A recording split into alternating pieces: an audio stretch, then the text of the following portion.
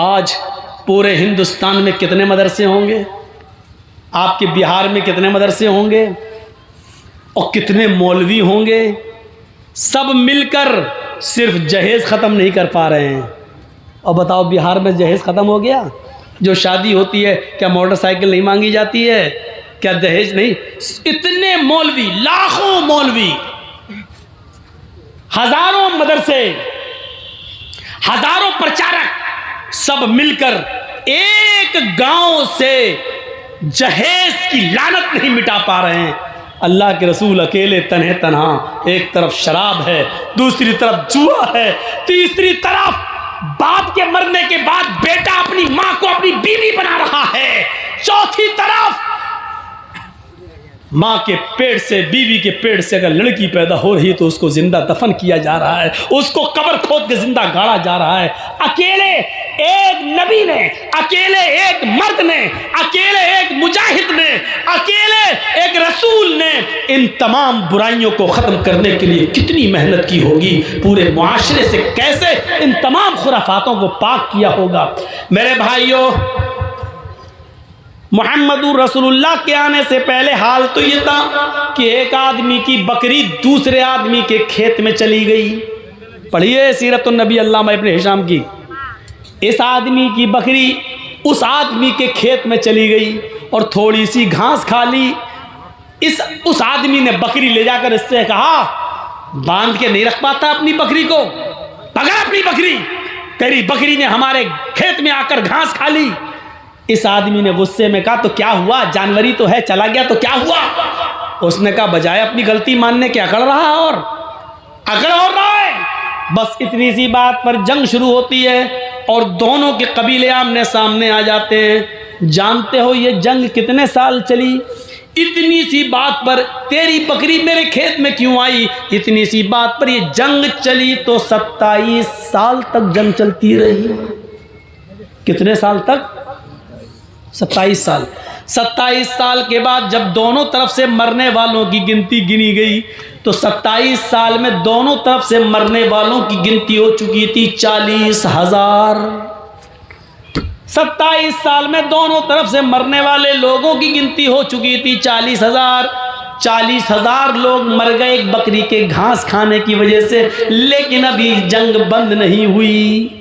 ऐसे माहौल में जनाबे मोहम्मदुर रसूलुल्लाह और ऐसी खूनख्वार कौम को आपने कैसा बनाया कि जब इस्लाम आया, मोहम्मदुर रसूलुल्लाह ने भाई भाई की तालीम दी, तो ऐसा फिर माहौल आया कि एक जंग यरमूक के अंदर 3 सहाबी जख्मी हो गए और तीनों जंगल में लेटे हुए, खून गिर रहा, टपक रहा है उनके जिस्म से, पानी पानी चिल्ला रहे हैं।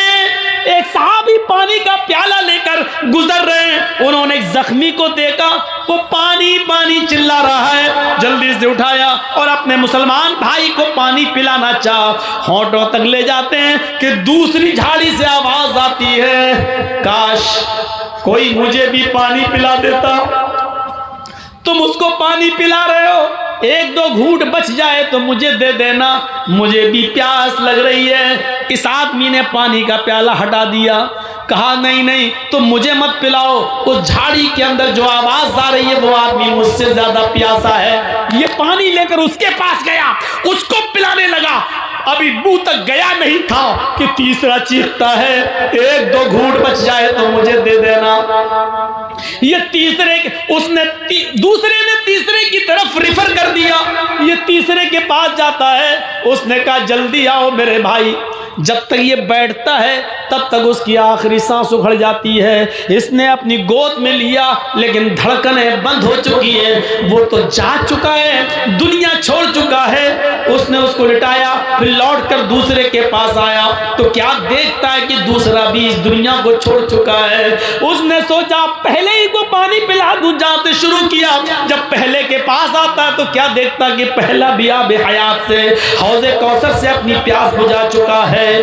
तीनों इतने प्यासे थे, लेकिन इतनी प्यास की वजह से भी मेरे भाइयों वो अपने दूसरे भाई के लिए रेफर कर रहे हैं, नहीं मैं मुझसे ज्यादा वो प्यासा, पहले उसको पिलाओ। जो कौम एक बकरी के दूसरे के घास खा लेने की वजह से 27 साल लड़ती हो, 40,000 अफराद मरने के बाद भी जंग खत्म ना होती हो, इतनी खूनख्वार कौम, लेकिन अब ऐसी भाई भाई बन गई कि एक दूसरे ने एक दूसरे को पानी पिलाने के लिए अपनी जान दे दी। मैं मर जाऊं लेकिन मेरा भाई बच जाए। ऐसी तालीम दी थी मोहम्मदुर रसूलुल्लाह सल्लल्लाहु अलैहि वसल्लम ने। कितनी मेहनत की होगी। हम तो सारे मौलवी, हजारों मदरसे होने के बावजूद दहेज खत्म नहीं करा पा रहे हैं। कितनी लड़कियां आज दहेज न होने की वजह से बैठी हुई हैं, दहेज न होने की वजह से आत्महत्याएं कर लेती हैं। आयशा को याद करो, अहमदाबाद की साबरमती जेल में डुबकी लगाने वाली और कूद जाने वाली उस आयशा को याद करो।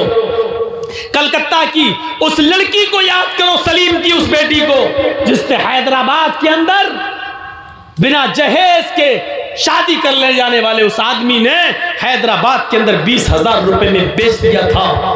और वो लड़की दरिंदों का शिकार होकर पंखे पे लटक जाती है और फांसी के तख्ते पे लटकते हुए अपने बाप के नाम एक लेटर दे जाती है कि अब्बू, क्या मैं तुम्हारे ऊपर इतनी बोझल हो चुकी थी, इतनी भारी हो गई थी कि लड़के की हकीकत भी तलाश नहीं की आपने, और जिसने बगैर जहेज के शादी करना चाहा आपने फट से उसको मेरा हाथ पकड़ा दिया और आपने उसके माँ बाप का पता भी नहीं लगाया। मैं लुट चुकी हूँ, मैं बर्बाद हो चुकी हूँ। अब मैं अपनी असली शक्ल आपको और आप अपनी माँ को और अपने भाइयों को नहीं दिखाना चाहती। हाँ, मेरी एक छोटी बहन जरूर है फातिमा, मैं उसको घर छोड़ कर आई हूँ। आए अब्बू जान, उसके लिए एक नसीहत करती हूँ आपको। ये जुमले सुनने के लायक हैं। उसने जो लेटर में लिखा था, और वो लेटर आज भी कलकत्ता में सलीम के पास मौजूद है। उस लेटर के जुमले ये थे, मेरे अब्बू, वो छोटी मेरी बहन फातिमा नाम की मेरी बहन, अब्बू जान उसको छोड़ के आई हूँ। ऐसा ना हो कि उसको भी ये दिन देखना पड़े जो आज मुझे देखना पड़ रहा है। हैदराबाद की होटल में 20,000 रुपए में मैं नीलाम कर दी गई और दरिंदों ने मेरी इज्जत व आबरू को छल्ली छल्ली कर दिया। मैं अब भाग कर आपको और अपनी माँ को और अपने भाइयों को अपना नापाक चेहरा दिखाने के लायक नहीं रही हूँ, इसलिए मैंने मर जाना बेहतर समझा। हाँ अब्बू जान, मैं अपनी छोटी बहन फातिमा के लिए एक नसीहत कर रही हूँ। उसके बड़ा होने से पहले आप इतना कमा लेना, आप इतनी मेहनत कर लेना, आप इतना जहेज इकट्ठा कर लेना कि जो कुत्ता जितनी हड्डियां मांगे उस कुत्ते के सामने उतनी हड्डियां डाल देना, ताकि मेरी बहन को वो दिन न देखना पड़े जो आज मुझे देखना पड़ रहा है। हैदराबाद में खुदकुशी करके मरने वाली कलकत्ता की उस जमीला ने दहेज मांगने वालों को कुत्ता कहा है और उस दहेज को हड्डी कहा है कि जो कुत्ता जितनी हड्डियां मांगे उसके कुत्ते के सामने उतनी हड्डियां डाल देना। आज के इस जलसे के बाद देखेंगे कितने कुत्ते हैं और कितनी हड्डियों का मुतालबा करते हैं। आज के बाद जो भी दहेज मांगे समझ लेना वो कुत्ता है, और लड़की का बाप जिसको उसकी डिमांड के मुताबिक दे, समझ लेना कि बाप उस कुत्ते के सामने हड्डियां डाल रहा है। कह दिया मैंने जो कहना था, चाहे अमीर की बेटी हो, चौधरी की हो, सरमायाकार की हो, एमएलए की हो, एमपी की हो, कोई भी हो, ये मेरी कुर्सी है, ये मेरी अमानत है, मैं इसमें खयानत नहीं करना चाहता। जो सच्चाई थी वो मैंने बयान कर दिया है। मेरे भाइयों, मुआशरे में इसको कौन समझेगा, कौन इससे इबरत हासिल करेगा? मैं जानता हूं कि कुत्ता और हड्डी कहने के बाद भी जहेज रुकेगा नहीं। 20 साल से अब तक नहीं रुका तो अब क्या रुकेगा? लेकिन एहसास पैदा करो, एहसास। उस जमीला ने क्या कहा था कि मेरी बहन के लिए इतना कमा लेना, इतना कमा लेना कि जो कुत्ता जितनी हड्डियां मांगे उस कुत्ते के सामने उतनी हड्डियां डाल देना, ताकि मेरी बहन को वो दिन न देखना पड़े जो मुझे देखना पड़ रहा है। यहां अंधेरा था। मोहम्मद अंधिकारम, मोहम्मद आएंगे अंधिकारम नाशम, अंधेरे को नाश कर देंगे। मोहम्मद आएंगे अंधेरे को नाश कर देंगे। उवाच भूपति प्रेमणा माया मद विशारदा तब देवो महाराज मम दसत्तुमा गीता मर्मोच्छिष्ट समंजियाति तथा तत्पश्य भोन इति श्रुत्वा दृष्टा परम विस्मय मागिता चतुर्विभ्रात्र देव कृष्यामि कृष्यम भवन्तो बांधवा देवा स्वाशेना दृश्यता शरम सुधारी सदूषका उच्चलापी लिंगच्छेदी सर्वच्चो मतो मम्मा मुस्लिम संस्कारा। आखिरी नबी जब इस दुनिया में आएगा उसके और उसके मानने वालों की पहचान ये होगी, शर्म शुरूधारी, वो लंबी दाढ़ी रखेंगे, शर्म शुरूधारी लंबी दाढ़ी रखेंगे, दाढ़ी में गांठ नहीं लगाएंगे। बहुत से लोगों को आपने देखा होगा दाढ़ी तो लंबी होती है लेकिन गांठ लगा लेते हैं, ऐसे गोल गोल घुमा लेते हैं, बाल बड़े करके यहाँ जूड़ा सा रख लेते हैं। कभी कभी गौर से देखो तो ऐसा लगता है जैसे नारियल का गुच्छा सर पर रख लिया। शर्म शुरूधारी लंबी दाढ़ी रखेंगे लेकिन गांठ नहीं लगाएंगे। सदूषका अपने सर के अगर पूरे बाल छिलाएंगे लेकिन टिक्की नहीं रखेंगे, चोटी। बहुत से हिंदू भाइयों को आपने देखा होगा पूरे बाल काट लेंगे, ये छोड़ देते हैं यहाँ टिक्की। हिंदू भाई कहते हैं शंकर जी की टिक्की से गंगा जमुना निकली है। गंगा जमुना जो निकली है वो शंकर भगवान की जटा से निकली है, टिक्की से निकली है। कितना बदल गया है, इधर शंकर जी की टिक्की है गंगा जमुना और उधर जमजम। हाजरा पानी के लिए दौड़ रही है, पानी नहीं मिल रहा है। इस्माइल अलैहिस्सलाम जहां एड़ियां रगड़ रहे हैं वहीं जिब्राइल ने पर मारा और जमजम का चश्मा जारी हो गया। यहाँ इस्माइल की एड़ियां हैं, यहाँ शंकर की जटा है, टिक्की है। कुछ तो है जो मिल रहा है और चीख चीख के कह रहा हिंदू भाइयों आओ तुम्हारा खोया हुआ धर्म हमारे पास है, हम तुम्हें दे रहे हैं, ले लो। आपका बच्चा 5 साल की उम्र में गायब हो जाए और 15 साल के बाद जर्जीस को मिले और 15 साल के बाद जर्जीस आपके बेटे को वापस करे, लीजिए आपका बेटा, आप कहोगे नहीं मेरा तो 5 साल का बच्चा था वही दो, तो कितना बड़ा बेवकूफ बाप होगा। अरे 15 साल पहले खोया था तेरा बेटा, 15 साल के बाद अब वो 20 साल का हो गया है। 5 साल का था वो जब खोया था, 15 साल के बाद 20 साल का, अब 20 साल का बेटा तुझे दे रहा। नहीं साहब वो तो काली शर्ट सफेद पैंट पहन के गया था वही चाहिए हमें, वो तो 5 साल का था वही चाहिए हमें। कितना बड़ा बेवकूफ होगा वो बाप जो 15 साल के बाद अपने बेटे को पहचान नहीं पा रहा है। आपका मजहब जिस कंडीशन में था उसमें धूल लग गई है। इतने सालों के बाद आपका खोया हुआ धर्म हम तुम्हें दे रहे हैं, आपका खोया हुआ नबी हम आपको वापस कर रहे हैं। आप कह रहे नहीं साहब हमारा जैसा था वैसा दो। आप ही की किताब तो कह रही है उसकी पहचान ये होगी, शर्म शुरूधारी लंबी दाढ़ी रखेगा, गांठ नहीं लगाएगा, सर के बाल छिलाएंगे तो चोटी नहीं रखेंगे, उच्चालापी मंदिरों में घंटा नहीं बजाएंगे, जबान से आलाप करेंगे, बुलाएंगे। जबान से हम ही लोग बुलाते हैं अल्लाहु अकबर अल्लाहु अकबर।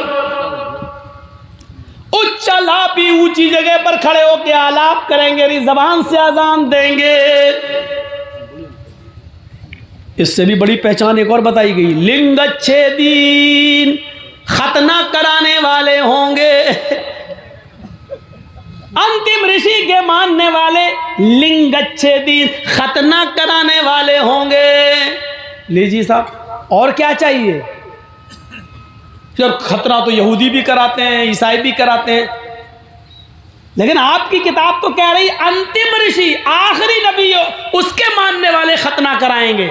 और अंतिम ऋषि कौन होगा, जो चांद के 2 टुकड़े करेगा उंगली के इशारे से। ये आपकी किताब कह रही है और ये दुनिया जानती है, चांद के उंगली के इशारे से 2 टुकड़े करने वाली जात मुहम्मदुर रसूलुल्लाह की है। आपकी किताब कह रही है चांद के 2 टुकड़े करने वाला अंतिम ऋषि होगा, उसकी पहचान ये होगी उसकी और उसके मानने वालों की कि वो लंबी दाढ़ी रखेंगे, दाढ़ी में गांठ नहीं लगाएंगे, सर के बाल छिलाएंगे तो चोटी नहीं रखेंगे, ऊंचे स्वर में आलाप करेंगे अर्थात अजान देंगे, लिंगच्छेदीन खतना कराएंगे, सार्वभौम सर्वभक्षो मतो मम्मा, और सबसे बड़ी एक पहचान ये होगी कि वो सर्वभक्ष होंगे, सब्जी भी खाएंगे और गोश्त भी खाएंगे। हजरत अबू बकर सिद्दीक को एक सहाबी ने बकरी दे दी थी और उसकी रस्सी उसके गर्दन में से निकाल ली थी। तो हजरत अबू बकर सिद्दीक ने कहा था कि अल्लाह के रसूल सल्लल्लाहु अलैहि वसल्लम जब तुमसे ज़कात लेने आते थे तो तुम बकरी रस्सी के साथ खोल कर देते थे और उसकी रस्सी अल्लाह के रसूल को पकड़ाया करते थे। आज तुमने रस्सी रख ली और बकरी हमें दे दी। तो कहा बकरी ही तो ज़कात में है, बकरी ले जाइए, रस्सी में हम दूसरी बकरी बांध देंगे। तो हज़रत अबू बकर सिद्दीक ने क्या कहा था, अल्लाह के रसूल रस्सी के साथ बकरी लिया करते थे और तुम रस्सी के साथ बकरी दिया करते थे। अगर बकरी दे दी और रस्सी रोक ली तब भी मैं तुमसे किताल करूंगा, जिहाद करूंगा, लड़ूंगा। बकरी लेने के बाद भी कह रहे हैं मैं तुमसे किताल करूंगा, अगर रस्सी तुमने अपने पास रख ली तो। अल्लाह के रसूल को जब रस्सी समेत बकरी दिया करते थे तो मैं भी रस्सी के साथ बकरी लूंगा। हालांकि बकरी ही ज़कात में फ़र्ज़ है, रस्सी नहीं, लेकिन अबू बकर सिद्दीक ने कहा कि रस्सी के साथ लेंगे। तो आप कैसे रोक सकते हैं? 1 लाख रुपए में 2500 ज़कात बन रही है, आप 2400 दे चुके हैं, नहीं 100 रुपये नहीं रोक सकते आप। ये गरीब का हक मारना है। एक फाउंडेशन का नाम है इस्लाम। कुरान करीम पढ़िए, बार बार कुरान करीम में कहा गया है फला तातदू, फला तातदू, फला तातदू, ये करो और हद से आगे मत बढ़ो, ये काम करो और हद से आगे मत गुजरो, हद को क्रॉस मत करो। कभी कबड्डी खेले हैं ना, आपने देखा होगा एक खेल होता है कबड्डी, बीच में एक लाइन होती है, इधर जो लोग हैं वो हमारी टीम, उधर जो है वो दूसरी टीम। इस लाइन के इधर जब तक हम हैं सुरक्षित हैं, महफूज हैं, उस लाइन के वो लोग उधर जब तक हैं सुरक्षित हैं। लेकिन उधर का अगर कोई प्लेयर, कोई खिलाड़ी लाइन को क्रॉस करके हमारी हद में आ गया, हमारे मैदान में आ गया, लाइन क्रॉस करके हमारी फील्ड में चला आया, तो उसको हमें गिरफ्तार करने का, अरेस्ट करने का, पकड़ने का, टांग पकड़ के खींचने का पूरा अधिकार है, क्योंकि उसने अपनी लाइन को क्रॉस कर दिया है। हमारी हद ये है, ये लाइन के इस तरफ, अगर हमने इस लाइन को क्रॉस करके आपके हद में घुस गए, कबड्डी कबड्डी कहते हुए आपके हद में हम घुस गए, तो आपको इख्तियार है कि आप हमें पकड़ सकते हैं, हम महफूज नहीं हैं। लाइन क्रॉस करके आपके एरिया में चले गए तो हम महफूज नहीं है। इस्लाम ने एक लाइन बना दी है, इस्लाम ने एक बाउंड्री बना दी है, जब तक तुम इस लाइन के इस पार हो महफूज हो, अगर इसको तुमने तोड़ दिया, उस पार चले गए, इस्लाम की हद को अगर तुमने मिटा दिया, दूसरे की हद में चले गए, तो आप महफूज नहीं हो, आप महफूज नहीं हो, सुरक्षित नहीं हो, आपको पकड़ा जा सकता है, आप अरेस्ट हो सकते हो, आपको वो टीम पूरी की पूरी मिलकर आप पर हावी हो सकती है, आपको अरेस्ट कर सकती है। यही इस्लाम कहता फला तातदूहा, इस्लाम के दायरे में रहो और उससे आगे मत बढ़ो, न कम करो न ज्यादा, जितना बताया है उतना तुम्हें करना है।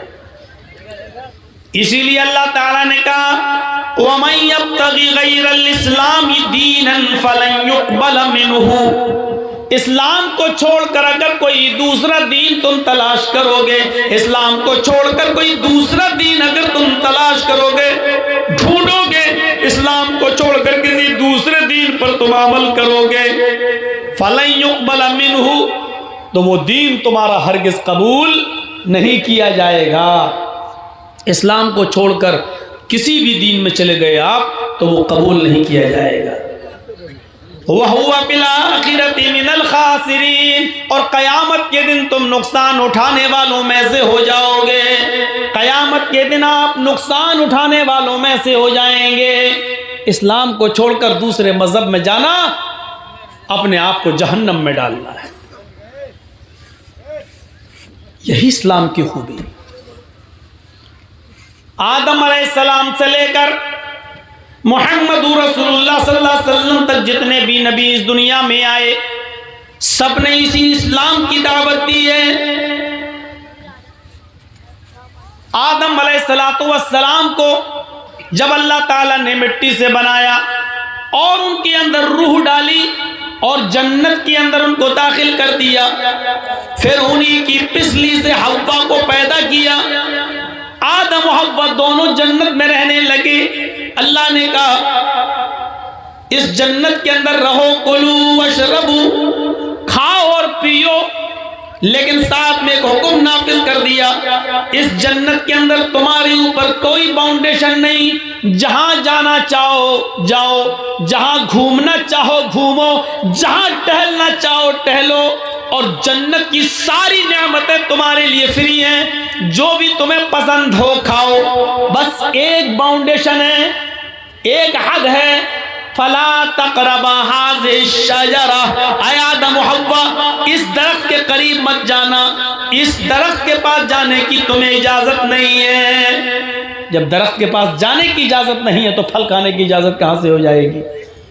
आदम व हव्वा उसी दरख्त के करीब चले गए शैतान के बहकावे में आकर, और उसी दरख्त का फल खा लिया जिसके करीब तक जाने से मना किया था। फिर जन्नती लिबास उनके जिस्म से उतर जाता है और उन दोनों को इस नाफरमानी के इस जुर्म की पादाश में जन्नत से निकाल कर दुनिया में भेज दिया जाता है। ये मंजर जो हमारा कुरान पेश करता है, हू बहू सेम टू सेम यही मंजर हिंदू धर्म की नाक कही जाने वाली एक किताब है मनुस्मृति, उस मनुस्मृति के अंदर पूरा का पूरा ये मंजर मौजूद है। आशु और शत्रुपा को ईश्वर ने जब स्वर्ग में प्रवेश करा दिया तो कहा कि हाय आशु और हाय शत्रुपा, तुम दोनों इस वृक्ष के निकट मत जाना। आशु और शत्रुपा उसी वृक्ष के निकट पहुंच गए और उस वृक्ष का फल खा लिया। स्वर्गीय वस्त्र उनके शरीर से उतर जाता है, जन्नती लिबास उनके जिस्म से उतर जाता है। स्वर्ग के बड़े बड़े वृक्षों के पत्तों से उन्होंने अपने गुप्तांग को, अपने शरीर को छिपाया, और उसके बाद उन दोनों को स्वर्ग से निष्कासित कर दिया गया, जन्नत से निकाल कर उनको दुनिया में भेज दिया गया। यही वाकया मनुस्मृति के अंदर भी मौजूद है। इससे साफ क्लियर होता है कि आदम और हव्वा का वाकया मनुस्मृति में मौजूद है।